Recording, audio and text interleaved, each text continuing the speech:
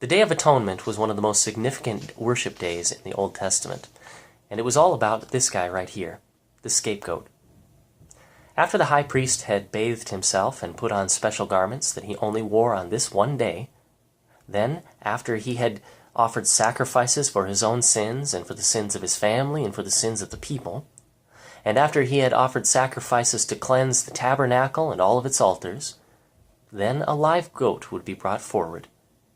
And it says in Leviticus 16, verse 21, "He is to lay both hands on the head of the live goat and confess over it all the wickedness and rebellion of the Israelites, all their sins, and put them on the goat's head. He shall send the goat away into the desert, in the care of a man appointed for the task. The goat will carry on itself all their sins to a solitary place, and the man shall release it in the desert." Now, if you've ever been the scapegoat or heard someone called that, you know what it means. It wasn't the goat's fault, but he got the blame. This was a picture that God wove right into the fabric of history, a picture of what his Son would do to take our sins away.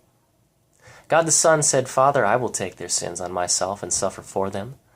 And the Father said, "All right." And he put them on his Son. And when Jesus went to that cross and suffered not just physical pain, but anguish and torment of his soul, hell, he was suffering that for us. And it was as if he was this goat, taking our every sin far off into the wilderness so that they might never be seen again. Our sins of past, present, and future, all of it, the sins of the world.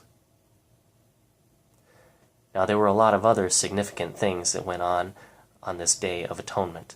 But I'll tell you about one more. And that was the law that the people were not allowed to work on this day. They couldn't work. This was a day on which God was serving them. And we find the same thing when it comes to Christ. When he went to that cross, he did all the work for us.